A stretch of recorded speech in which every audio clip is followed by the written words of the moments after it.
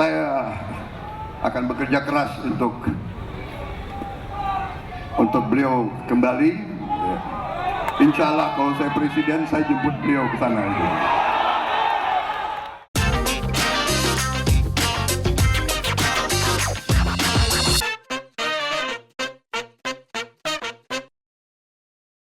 Sampai sekarang, salah satu misteri terbesar di Indonesia yang masih belum ada jawabannya adalah kapan Rizik Syihab pulang. Pertanyaan ini sudah ada sejak 3 tahun lalu, tepatnya sejak tahun 2017 waktu Rizik memutuskan untuk kabur ke Saudi dan gak pulang-pulang sampai situasi memungkinkan buat dia. Entah apa maksud dari kriteria memungkinkan. Karena Indonesia baik-baik aja, ada atau nggak ada dia, kita ya berjalan seperti biasa. Rizik memang tokoh yang kontroversial. Adanya dia selalu jadi pembicaraan, meski kadang pembicaraan itu hanya buat hiburan saja. Gaya bicaranya yang ceplas-ceplos, bahkan kadang kasar membuat nama Rizik sering masuk ke media. Media juga senang kalau menulis tentang Rizik karena itu akan meningkatkan traffic pembaca mereka. Dan sejak ada dugaan chat seksnya dengan seorang wanita bernama Firza yang beredar di mana-mana, Rizik kemudian memutuskan untuk menghilang. Dia melarikan diri ke Saudi dan hidup tenang di sana. Meski ya banyak banget bumbu alasannya kenapa dia lari.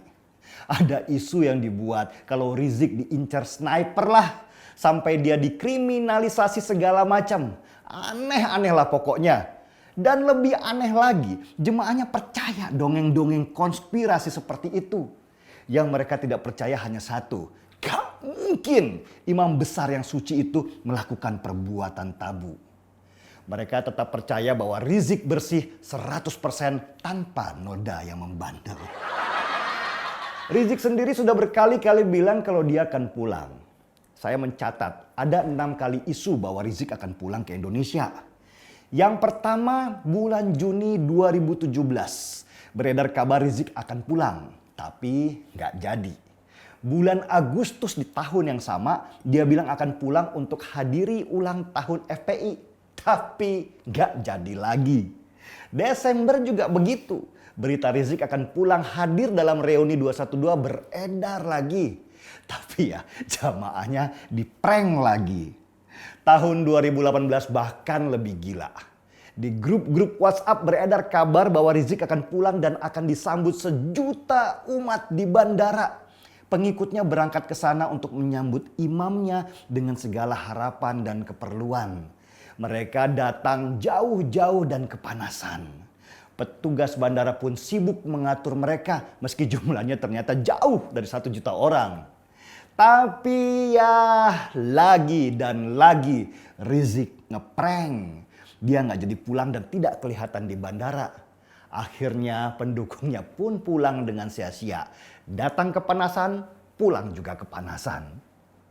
Yang menarik adalah di tahun 2019 waktu Pilpres. Di mana beredar video Rizik teleponan sama Prabowo yang sudah yakin kalau dia menang dan jadi presiden. Rizik kelihatan berseri-seri waktu itu dengan harapan besar bahwa dia bisa pulang. Bahkan Prabowo sempat berjanji akan menjemput Rizik sendiri dengan pesawat yang khusus. Tapi sayang disayang, Prabowo akhirnya kalah lagi dan Rizik tetap di sana menyendiri tanpa ada kepastian kapan dia bisa pulang ke Indonesia.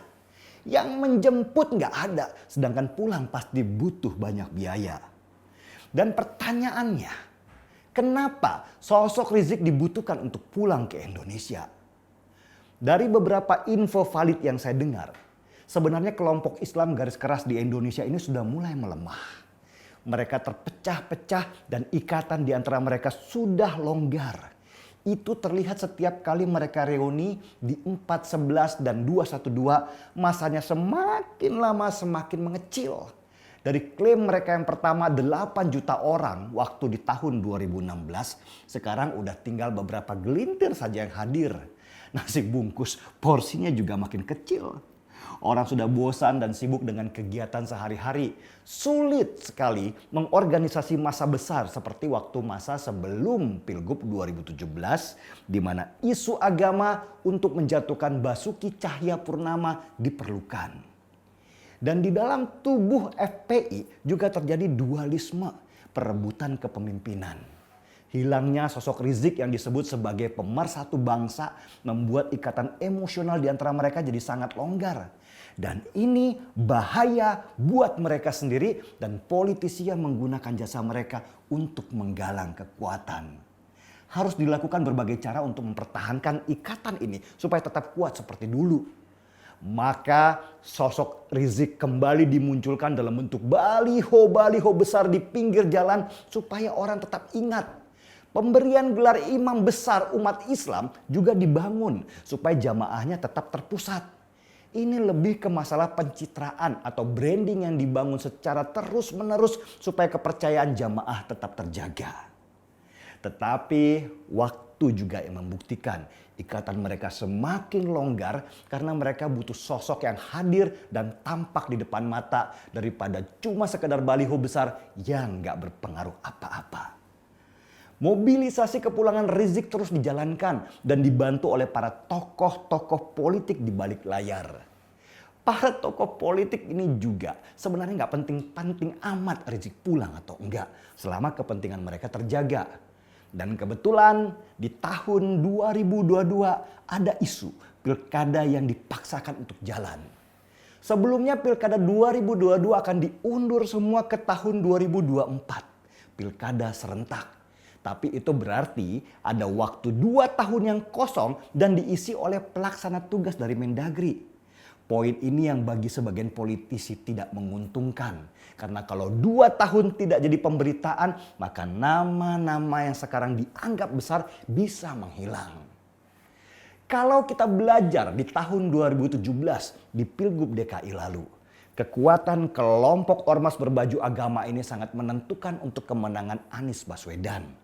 Apalagi ditambah Ahok yang lidahnya kepleset berbicara agama dan dijadikan senjata untuk demo berjilid-jilid sesuai dengan kepentingan. Maka Anies pun menang dan menjadi gubernur DKI sampai sekarang ini. Nah, kalau Anies harus turun dari jabatan di tahun 2022 dan harus menunggu 2 tahun lagi untuk ikut pemilihan, maka bisa dipastikan namanya akan hilang di peredaran. Butuh motor untuk menggerakkan massa supaya bisa memaksa pemerintah pusat supaya pilkada 2022 harus dilaksanakan. Dan seperti pola mereka yang selalu sama, tekan pemerintah pakai massa besar. Dan untuk menyatukan massa besar ini diperlukan sosok kuat yang bisa menggerakkan. Siapa lagi kalau bukan Rizik Syihab sebagai kandidat utama? Sebenarnya Rizik sudah tenang sih di Saudi sana. Itu seperti pulang ke tanah kelahirannya sendiri. Tapi dia juga pasti bosan. Karena di sana nggak ada konflik kayak di Indonesia. Di mana eksistensi dia diakui dan dia punya penggemar di sini. Maka dia selalu berusaha untuk pulang supaya punya peran lagi. Dan namanya terus diingat oleh para jamaahnya. Kebetulan masa tinggalnya juga sudah habis. Dan menurut Dubes RI di Saudi, Rizik dideportasi. Deportasi artinya dikeluarkan secara paksa dari sebuah negara dan dipulangkan ke negara asalnya. Diusirlah bahasa halusnya. Kalau Rizik dideportasi dari Saudi, Indonesia mau nggak mau wajib terima. Karena undang-undang internasional mengatakan tidak boleh ada seorang pun yang stateless atau tidak punya kewarganegaraan. Kalau tidak terima Rizik, Indonesia jelas salah di mata internasional dan itu bisa jadi skandal besar yang akan mengganggu negara dan membesarkan nama Rizik sebagai pahlawan dan orang yang ditolak di negerinya sendiri. Serba susah memang, ibarat makan buah si malakama. Dimakan Tengku Zul pelihara ayam, nggak dimakan Tengku Zul main organ tunggal. Rizik sendiri dan tim suksesnya mencari tanggal yang pas untuk pulang.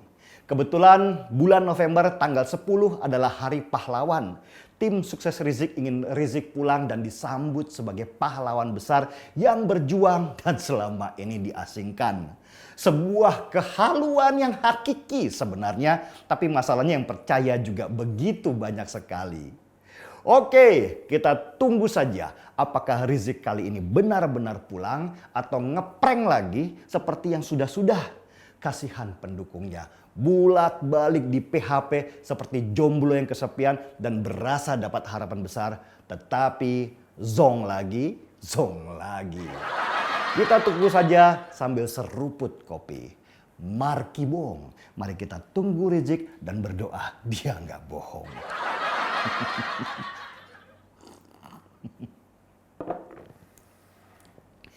Saya Denny Siregar, kita di acara Timeline.